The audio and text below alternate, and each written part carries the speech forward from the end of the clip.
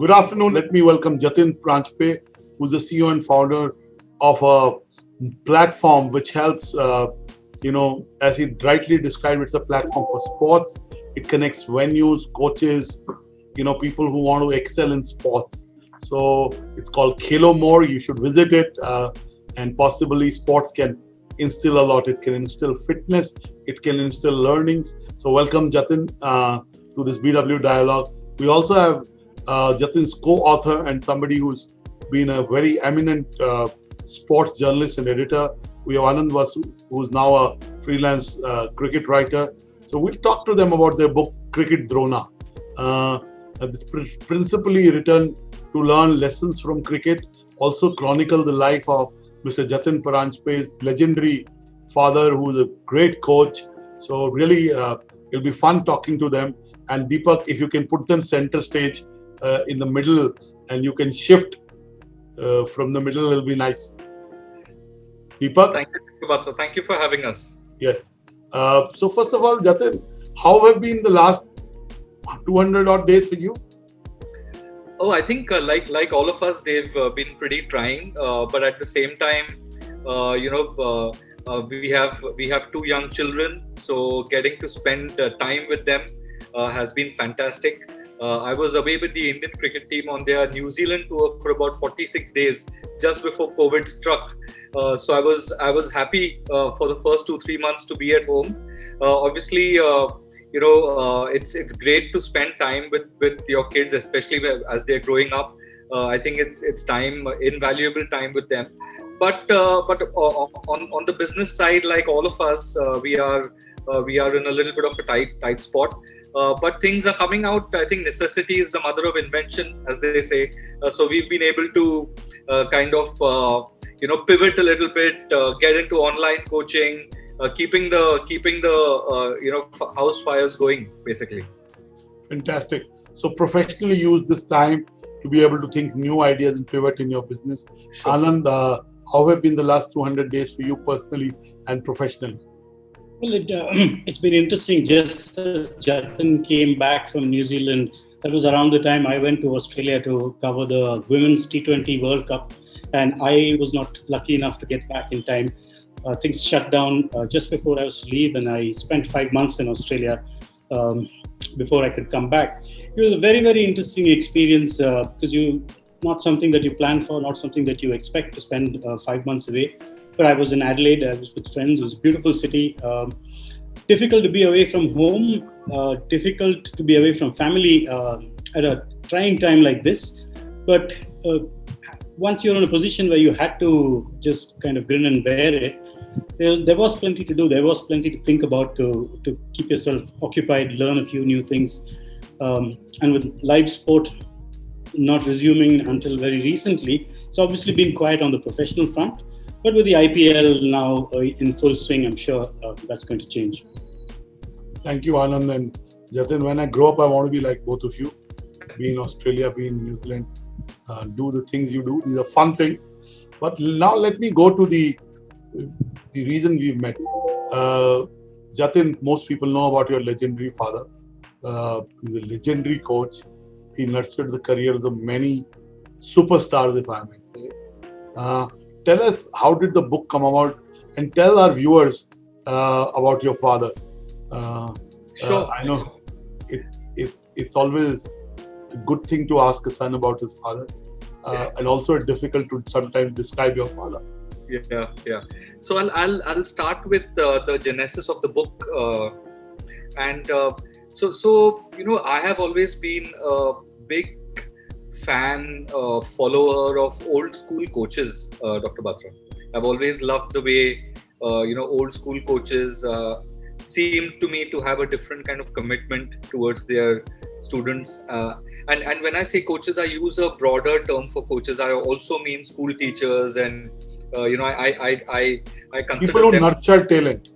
People who've nurtured talent. And I've always felt that the most important time for a talent to be looked after, to be given direction, to be given confidence is the early years.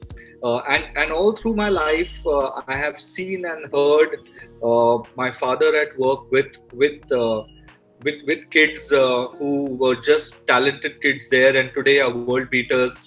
And at some level, I wanted this book to be a little bit of a tribute to people, to my father, and also people like my father. When I was growing up in cricket, Mr. Vasant Amladi was my coach, and I've seen him, do so much for me on a daily basis. Never with the thought of commerce in his mind at all. And those days, were impressionable days for me as a young cricketer, and I was seeing all these pieces, and these stories have stayed with me, and I wanted them to be told. My father has always been a very passionate man, a very articulate man, in both English and Marathi and Hindi. He also speaks Gujarati, he speaks Tamil, so to players from Chennai, he will talk in Tamil. To Gujarati players, he'll speak in Gujarati, even to this day. And I've seen his hand, nurture so many players. It's all passion. It's all selfless giving. So I thought, let me for a second, just look at him as the coach, as the nurturing hand behind so many careers. And that's something which I knew that if I was ever going to do a book, it would be with Anand. And very fortuitously, a conversation happened with Penguin, and they said yes immediately. And here we are. And today, as we speak, the book's already going in for a reprint within a week or 10 days of launching. So yes, as a son, you feel nice. My father's always been this unassuming man, a straight talking man, but unassuming about his own self. And he, I think, is a trifle embarrassed at the thought of the book, and then the book coming out and now it's doing so well. And what did he say when he first read the draft or saw the cover of the book? It's called Cricket Drona. It's called Cricket Drona. So it's about learnings from the cricket. It's about the life of Mr. Pranjpe. But it's also about lessons from cricket, from the cricket field, from the cricketers. And we'll get to that in a moment. Anand, so what did he say, Jatin, when he saw the first draft or the final draft and the cover? So Anand and I worked extensively with him, with my mother, with a lot of teammates, with the players. So he always had a little bit of a touch, to add to it, which is his own kind of, that's his own concoction. He's known for his sense of humor. So something always comes through, and we always go. And anecdotes, he must have so many, and we'll come to those. So many, and we documented. I think we've done a good job of documenting them. I think we have enough content for probably one or two more books, honestly, to be honest with you. But there is an interesting story about the cover photo, actually. We did the cover Let's photo. Put the cover once again. Deepak, why don't you put the cover once again? If we can have Jatin, Anand, and the frame of the photo cover in the same frame. Abhay, can you, Mayank, if you've not gone to sleep, please put the book. If you've gone to sleep, and don't put it in the next hour. Clearly, they haven't gone to sleep. So a very famous photographer, Mr. Rafiq Sayyed, was very clear that he wanted to shoot Dad in his whites, because that's the original cricket, right? So we went to Matunga Gymkhana. A lot of the coaches, at Matunga Gymkhana, you have different pitches, and we had to do the shoot outside Dad's club called Dadar Union, which is at the other end of the ground. So he said that he would prefer to walk, and as he was walking from pitch to pitch, you could see all the coaches, stopping their practice, getting their kids to meet him, and it literally took us about 20 minutes to walk from this side of the ground to the other. And there were a few shots which Mr. Sayyed had planned, and we did all those shots. But this shot of the cover photo was when he saw a young left-arm spinner. I think he was a 10 or 11-year-old left-arm spinner, and Mr. Sayyed was following Dad with the camera, and he clicked this. And out of I think we saw some 300 or 400 photos the following week. But Mr. Sayyed said, "Ki Jatin, let's recommend this because this has that that glint in his eye when he's watching something which can be special in the years to come." So I think the look has been captured fantastically in the Candid look. So it was short, but it's still pretty candid. Anand, talking to you, what's your most favorite chapter in the book, Anand? Well, it's very hard to choose one, honestly, because I will tell you when we reached out to people trying to speak to them, and these are pretty much the who's who of Indian cricket. You know, from Sunil Gavaskar, Dilip Venksakkar, Sandeep Patil, Anil Kumble, Rahul Dravid, even to the current generation, Yuvraj Singh, Rohit Sharma.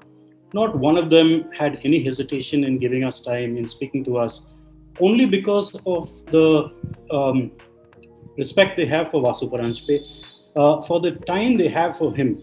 Because these are, some of these players can be quite tricky. I've dealt with them extensively over the last 20 years. Getting hold of them when you want to is easier said than done. But in this case, it was almost like, we were worried that we might leave someone out and then they would feel bad at the end of it. I hope we haven't done that. Everyone wanted to give something back because Vasu sir was the kind of coach who never claimed that I produced Gavaskar, I produced Tendulkar. In our country, it's quite common. As soon as a cricketer is successful, 5 or 6 different people claim they are the ones who coached him, they are the ones who produced him. Success has many fathers. Yeah. But Vasu sir is never the kind, he never likes to speak about himself, and he, if anything, underplays his own contribution, which is why others are eager to step forward and talk about it. And that was one of the really pleasant parts of doing this whole exercise. And the other thing that we felt was quite crucial was that a lot of experience, knowledge, anecdotes, these things are passed on word to mouth. So in the Maidans of Mumbai or the NCA in Bangalore or in league cricket in Chennai, any of these places where Vasu sir has had an impact, people know these stories and they're telling these stories even today. But sometimes we are not very good at capturing these things and in preserving them in a form that can be of use to players, to coaches, to anyone really who's looking at performance, success, leadership. These are the kind of things that we are all interested in one way or the other. And cricket is the kind of the medium in which these stories are easiest understood in our country, I think. So it was important to capture some of that, what is handed down, usually word to mouth, to be recognized in a more concrete, formal, organized form. Okay. Now let me ask you one question before we dive into the book in detail and hear some anecdotes about what has been shared in the book. First of all, what do you think CEOs and promoters of businesses, entrepreneurs can learn from the lessons from this amazing coach and from cricket? Vasu, first you. Anand, first you. What do you think CEOs can learn from what is in the book? Well, I think leadership is something that comes out very strongly. It's a thread. If you look at all these players who are in this book, they have been captains of various teams at different times. Captains of India, some of them. The importance of thinking as a leader, not just as one member of as one person who contributes to an organization, comes through quite sharply in the book. It also shows how if you have the right kind of mindset and the right intervention, the chances of you growing into a leadership position, growing into being a leader are much higher. You will get advice, you will get inputs from various different quarters, from various different people. But I think the smart leaders are the ones who know which bits of advice to take, which ones to kind of take on board, but perhaps not act on directly. There are several of these threads in different chapters in the book that come out quite strongly. But Jatin, being the actual CEO, might be in a better position to answer that.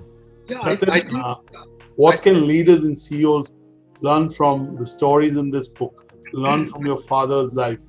Learn from other sports people? Sure. So I think when we talk about leadership, I think you need leadership at every level in an organization. You need people to be leading the way for the others to come through. I think that's a thread which has been referred to in the book. The concept of a team. So we've talked about me as a 7-8-year-old. While the Dada Union team on a Thursday evening discussing strategy for the match on Sunday. and how even the youngest players in the team were invited to contribute their ideas. And I remember it used to be said that no idea is a bad idea. Let's put it on the table, and let's evaluate everything. And no execution strategy is a bad strategy. If you have something in your head, why don't you contribute? And youngsters were being told that think like a captain. So I think that's a huge kind of point which I'd like to make here.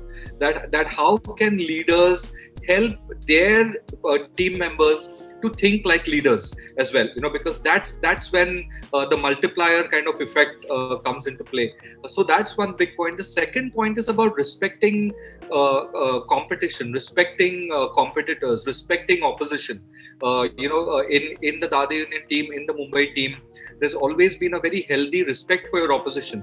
I remember my father would say that the other team hasn't come there to lose; they've come there to win as well. So and you're going there to win; they've come there to win. So let's have a healthy respect. Let's play it hard. Let's play it fair. One of the things which also comes out in the book is the ability to understand. What was instilled in players was that the game is much bigger than you. You are just a cog in the wheel. The game is much bigger than you. So I think that's another. There's so many parallels in this, and we hope that at some stage, we'll do something on the audio format as well, wherein we can reach out to many corporate leaders, just because the sheer adjacency in the way coaches think and the way CEOs think are remarkable. Beautiful. Now let me shift to some stories in the book. Sure. Tell us a bit from Sachin Tendulkar is written. Yeah.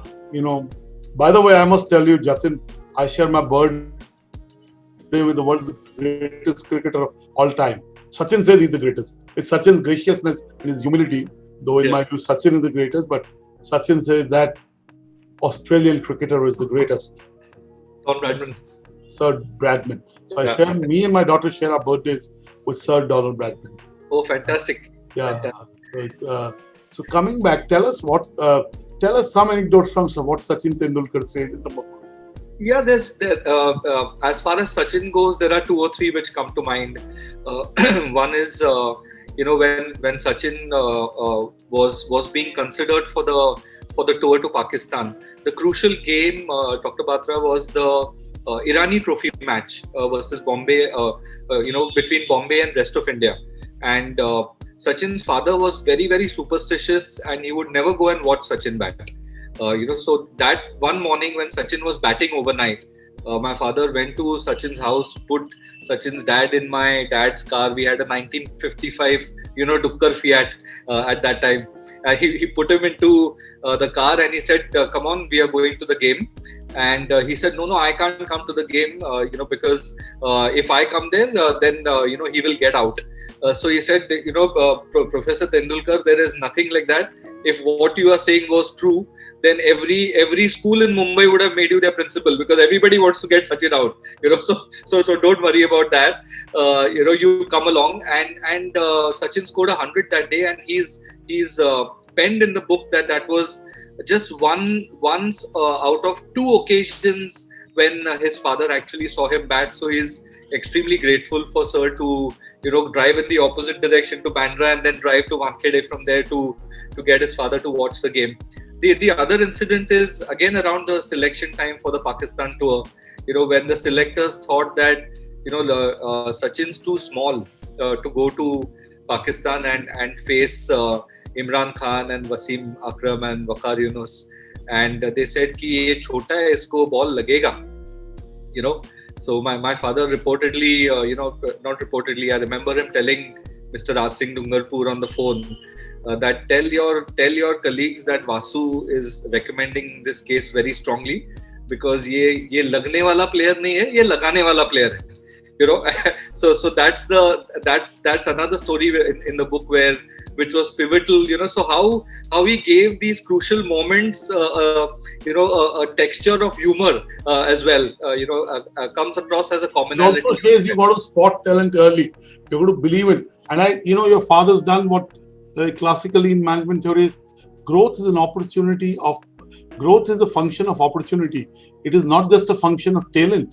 So someone has to spot that opportunity and put you upfront to be able to showcase your talent. So I think your father was a great talent, catcher, so to say. And I'll tell you one more incident actually, and after that I think Anand has a couple as well. I'll tell you one more incident about Sachin. So as Sachin started playing for Bombay, and I remember Dilip Vengsarkar was captain of India at that time, and my father kept telling him that Dilip, you please allow Sachin to bat in the India nets. You guys are coming to Bombay in a couple of months. You'll have a game against I think West Indies it was. You please allow Sachin to bat in the Bombay nets. And Mr. Vengsarkar said, no, I've heard about him, but it will be wrong of me to allow him to bat, and he's too small. The same thing, that he'll get hurt.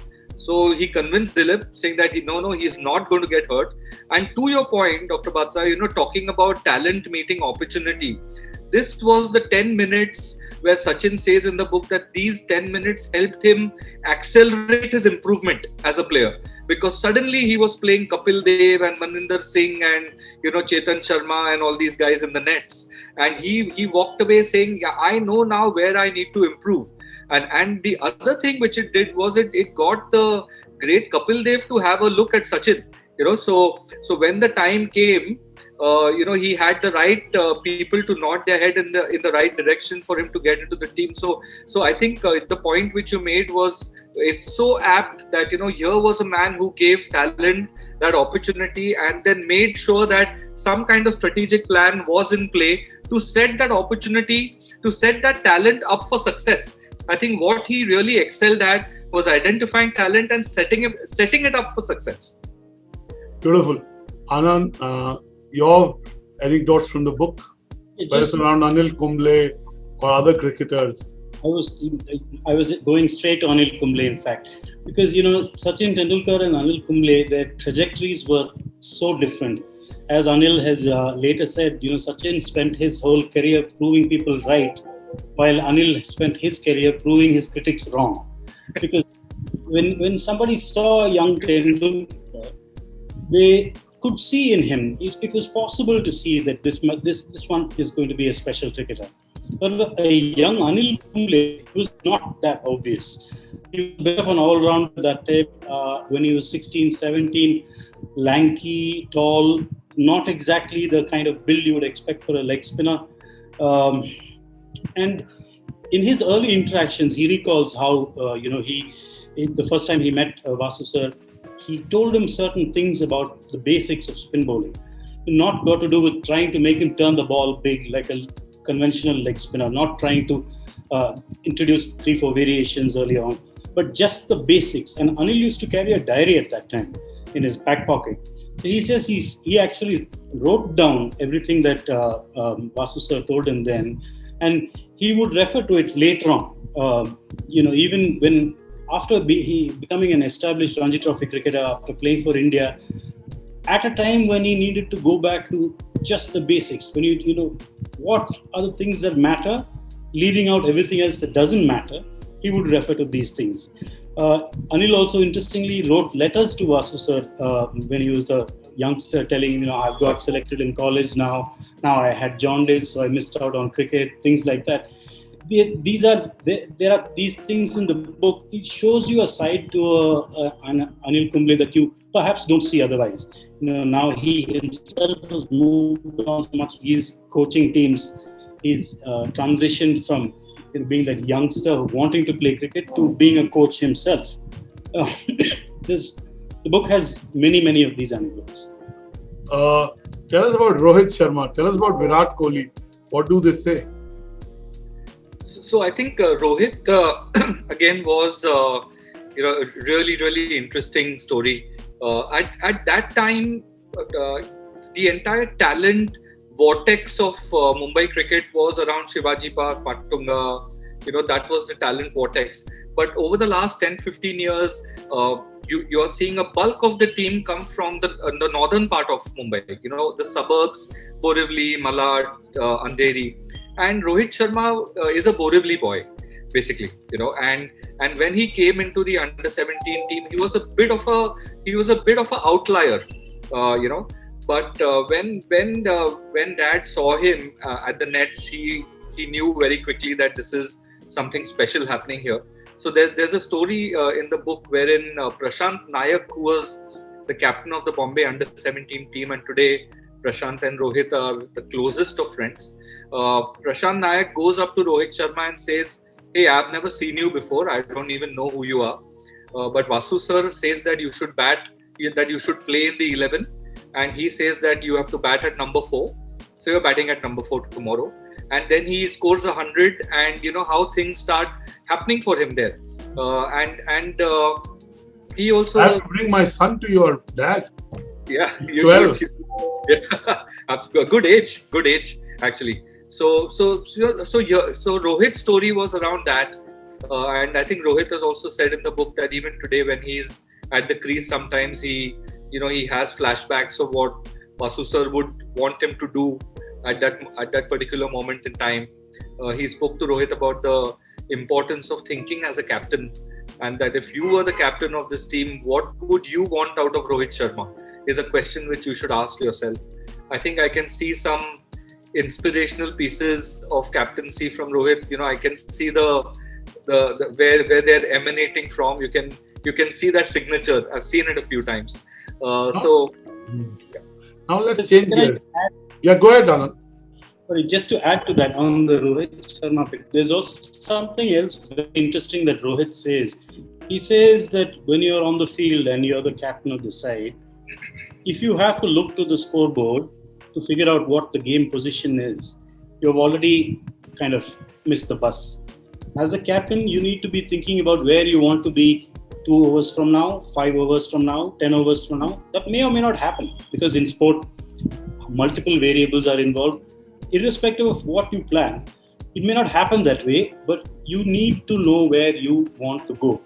And this is something that he says that Vasu sir taught him, and it has helped him even when he has become an international cricketer.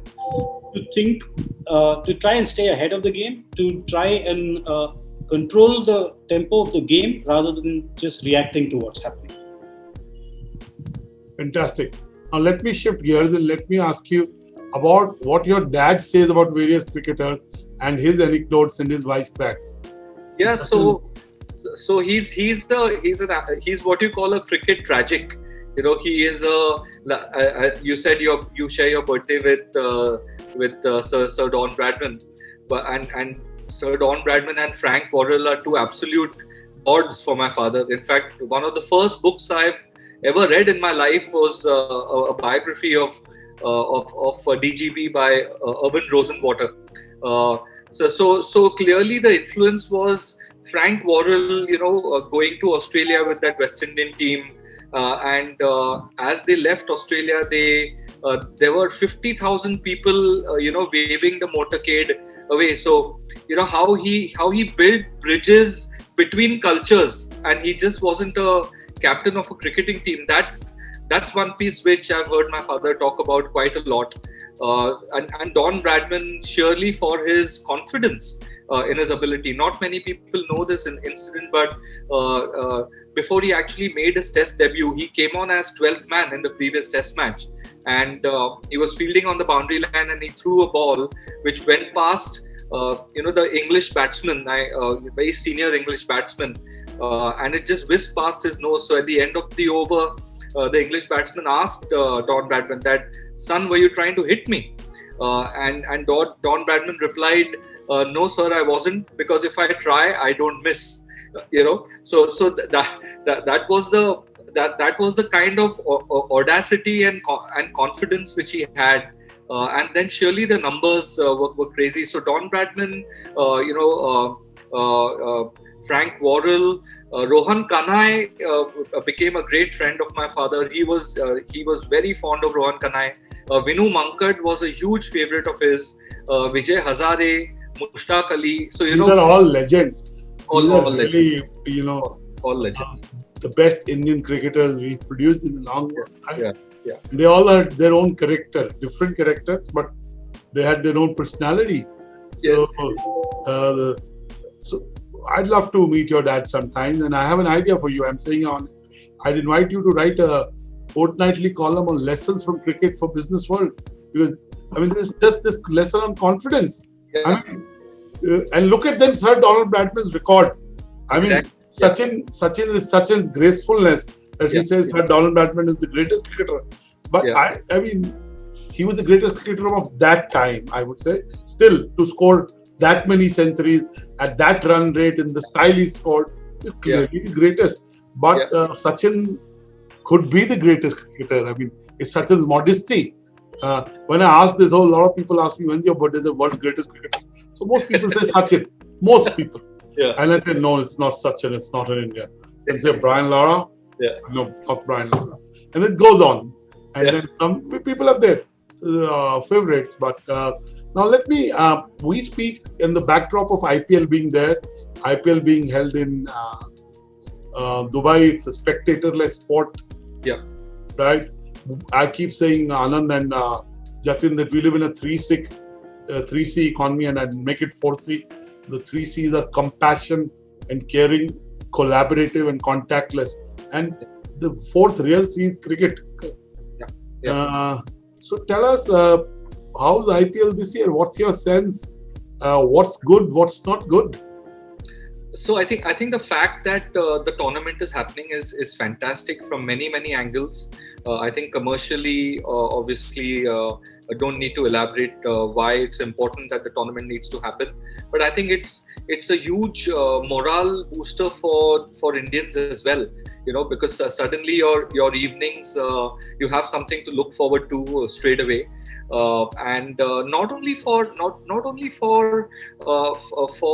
just your spirits, but I was talking to a friend of mine who runs a food tech company, and a week before the IPL, he was saying, Jatin, now abhi maza aayega, you know, because IPL will start and all our people will order food. So IPL is an economy multiplier. Absolutely, and not many people know, Dr. Batra, that if it had been in India. So just a small example I'll give you, that what a economic ecosystem this has turned into. So during the course of an IPL, there are at least 400 to 500 small cab rental companies which get business because of the IPL. 400 to 500. Because it's not only the players, it's not only production, it's not only commentary, it's not only marketing. You know, the wheels are turning in India around that time. So that's great that is happening. But just from a cricket perspective, I think the teams will be struggling a little bit, because you know players are undercooked. But at least the players are playing. Absolutely. I mean, at the end of this, Sachin didn't want to be this huge icon. He just wanted to play cricket, and he played it well. Everything else was a blessing or a sideshow, so to say. Money, accolades, fame, member of parliament, so on and so forth. Right? So I think it's a great point that you make. Anand, what is your view? Yeah, I think I would agree largely with what Jatin said. Sometimes the major financial pluses of the IPL are very obvious to everyone: the broadcast deals, the players who get the big money, the crores and crores. But it's not just that. There is a lot more that happens around the IPL that creates economic activity and creates benefit for a range of people. And for some of these younger cricketers, you look at this year, the domestic season is all but wiped out. There's very little chance of recreating a bio bubble across grounds in the length and breadth of our country at this time. So for some of them, the IPL maybe their only income for the whole year, and it's not an easy situation for people to be in. I think from a viewer perspective, it certainly makes a difference to have the tournament. I can see how the conversation has changed around me in the last 15 days from then to now. People are talking about cricket, people are talking about IPL, people are talking about their team. There are various different ways in which the IPL kind of has become a part of our mental space for 2 months in the year. To not have that would have been just one more disruption that's been caused by this pandemic. Now, naturally, playing cricket is not the be-all and end-all. It is not going to solve any problems. It is not going to cure anything in this current situation. But as long as the tournament goes on as it has been so far, in with care, with um, enough caution being taken, um, the benefits can still accrue. Even though the tournament's being played in the UAE, there's still good things that can come out of it. Okay, my last two questions to both of you. Again, technology has become such an important part of everything. We are doing this through a video technology. What are the changes that cricket is likely to see over the next 3-5 years on account of technology and overall things changing? Anand, first you, and then Jatin. Yes, Anand. I think the primary difference that we've had to go through with technology through this whole COVID-19 period is that you don't let geography get in the way of you doing something.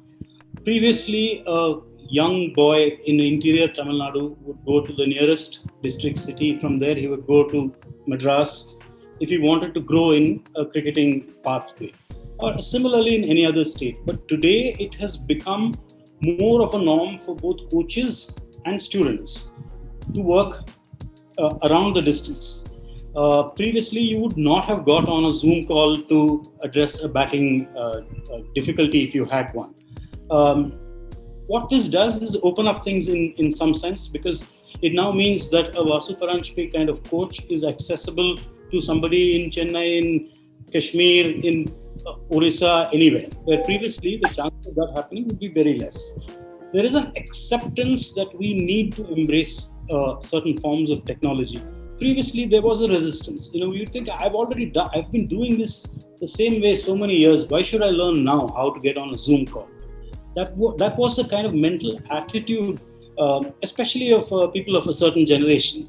But now, everyone is using technology as though they've been doing it all their lives. In a very short period of time, people have been able to adapt. People who thought that they could not adapt, that how will I do this? I don't even use a computer. How will I do this? They are all using computers. They're using their phones. So I think the attitude towards technology has shifted a little bit, and that's the greatest benefit. Jatin? So I think you've got to look at it through several lenses. One is if you look at it from the players and the coaches' lens. As Anand said, coaches now know that technology has an integral part to play in their entire coaching activity. So for example, nutrition and video analysis, all of that will be done only remotely. Earlier, coach and student would come together and watch that video. Now they're just watching it from two separate corners of the city, but still having the same outcome. So I think coaches and players will be impacted. I think parents as well will be impacted by this, because of technology they will find easier ways of identifying coaches, easier way of getting their kids into coaching. That's one piece. There's obviously broadcast technology. I feel that baseball and cricket are very similar. There's lots happening in baseball technology right now in terms of sensors on wind monitoring and wind speed monitoring, which could give teams a leg up if they decide to license out that particular technology. Imagine two sensors, one on either side of the Wankhede Stadium, monitoring what time the tide is going to come in and what kind of wind it's going to bring in, and what impact that will have in a T20 toss, for example. Should they bat first or should they bowl first? So there's some interesting stuff happening there as well. So I think then there's the entire fan engagement piece. I think what technology has brought about is it's enabled businesses like fantasy sports. Technology has enabled a completely new bucket and a business line which has come on. So today, for example, Dream 11 is one of the biggest it's the latest unicorn amongst Indian startups, and that's only around the fantasy part of it. So I think there's an innate desire in every Indian to be involved in sport, and I think technology is going to break that barrier down, and it's going to make that very linear and very short. That journey for an Indian to sport was circuitous earlier on. Now technology is going to make that journey very, very linear. Thank you so much. My last question to both of you. I could go on. This is the most fun webinar I've done. Normally talk of growth, sales, revenues, go-to-market. But this is the only business question I have. Jatin, you're also an entrepreneur apart from being a cricket aficionado, so to say. When cricket is in your blood, possibly, you could say that. And Anand, same for you. I mean, you're a sports writer by choice. So you're a creative entrepreneur. He's a creative entrepreneur. He's an entrepreneur. I want to know, in COVID times, what is the new mindset that you've acquired as an entrepreneur, as a creative entrepreneur? What is different, Jatin, post-COVID as an entrepreneur? I think in one word, patience. Patience. Like they say, Shraddha and Saburi. I'm a big Sai Baba Bhakt. In fact, I write Om Sai Ram. I've been ticked off by some people that, in professional conversations, you shouldn't write Ram Ram, Om Sai Ram. I mean, honestly, I don't know what is the problem, but okay, because someone ticked me off, so I say hi, but mostly I say Om Sai Ram or Ram Ram. So Shraddha or Saburi. Shraddha is patient and Saburi is, faith. Sabr. Shraddha is faith and Saburi is patience. So as an entrepreneur, why do you start a business? You see an opportunity. So your faith is very high, right? And then people talk about tenacity. But I think patience is the new tenacity today. Resilience. Resilience, So to, for example, to draw Anil Kumble's, to draw Anil Kumble's example here. What does Anil Kumble do? He keeps coming at you ball after ball after ball after ball. Same consistency. Yes, and if you miss, he's going to hit you because he's not going to get tired. Steve Waugh said that's the best sledging in the world. When somebody just keeps coming at you ball after ball. So I think that's something which, as an entrepreneur, you need to embrace. Saying I'm going to be patient. And come what may, I'm going to make this through. And then you also need to look at your team because as an entrepreneur, as a tech entrepreneur, as a non-engineering entrepreneur in a tech business, you need to make sure that there are 2-3 functions of your organization which don't shake up, in the meantime. So you need to keep the spirits up for the rest of your team. You need to be buoyant.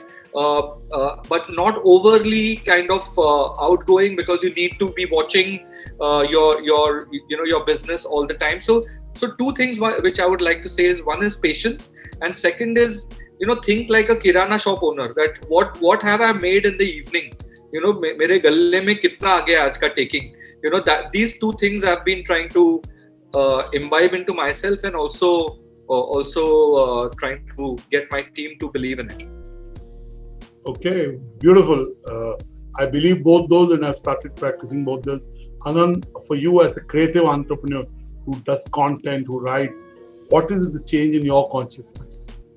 Well, I think there's 2 things to this. When you're working in a creative kind of space, there is one section of work we do where you're just servicing a demand. Well, that demand could change for factors that nobody can predict. Even forward-thinking, visionary people can't predict certain things. So there are times, I think, in which you have to trust in the quality of the product that you produce itself. And you have to, while catering to demand, while working around changing demand, have faith in the quality of the product that you produce. I think that's been one of the big lessons that this whole trying period has taught us. Beautiful. I could go on. This is the most fun conversation I'm having. But for those of you who want to revisit those anecdotes and learnings, you can watch this on the YouTube channel of BW Business World, or read it on the next issue of BW Business World, or read it on businessworld.in tomorrow morning when Abhay writes a story on this.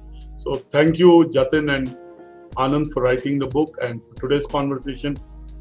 I have lots of ideas that I will engage you on and with, and I wish your book all the best. It's a treat to read, so I would encourage all of you to read it. And Deepak, if you can once again show the cover of the book, Cricket Drona. It will be of value to our readers. Deepak and Mayank, the cover of the book, Cricket Drona. Thank you, Dr. Batra. Appreciate it. Thank you so much. I'm looking forward to reading it fully. Sure. Normally, before a BW dialogue, I read the whole book, and my life is about reading books. I love.